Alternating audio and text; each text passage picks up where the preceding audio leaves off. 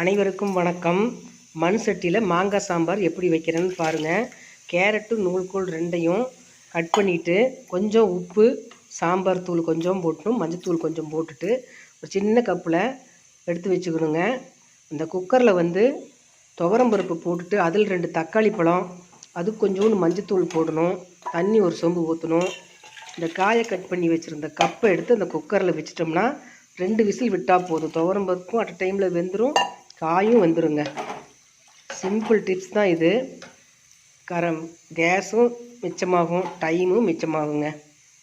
இப்போ வந்து சட்டியில் அந்த வெந்து போன காயெல்லாம் எடுத்து போட்டாச்சு. ஒரு 4-5 பீஸ் மாங்காய் துண்டை கட் பண்ணி உள்ளார போட்டிருக்கேன்.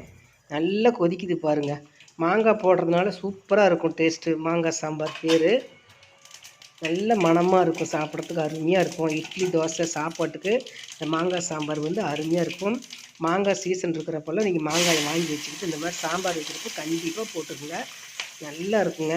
நல்லா கொதிக்குது. பக்கத்து ஸ்டவ்வில் வடச்சட்டி வச்சு எண்ணெய் ஊற்றி கடுகு போட்டு 2 வெள்ளை உளுத்தம் பருப்பு போட்டுட்டு சின்ன வெங்காயம், பெரிய வெங்காயம், 2 பச்சை மிளகாய், கருவேப்பிலை, கட்டி பெருங்காயம், கொஞ்சம் கல்லுப்பு எல்லாம் போட்டு நல்லா வதக்கிட்டு கொஞ்சம் துவரம்பருப்பு எடுத்து வச்சுருந்தேன். அந்த துவரம்பருப்பையும் நல்லா வெந்துருச்சு பார்த்திங்களா.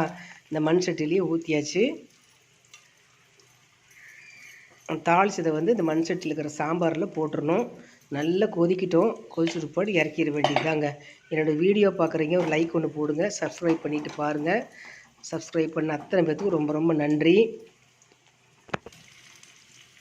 இன்றைக்கி வந்து நம்ம விஜய் வந்து முதலமைச்சராக உட்காந்துட்டாருங்க.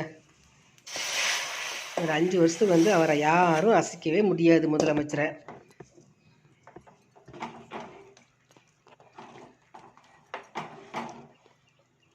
மாங்காய் சாம்பார் தண்ணியாட்டு இருந்தாலும் நல்லா இருக்குங்க. இட்லி, தோசை, சாப்பாட்டுக்குலாம் நல்லா இருக்கும். கொஞ்ச நேரம் நல்லா கொதிக்க வச்சிட்டோம்னா அதே கொஞ்சம் கெட்டியாயிரும். நான் ஒரு முறை கெட்டியாக வைப்பேன், ஒரு முறை தண்ணியாட்டு தான் வைப்பேன்.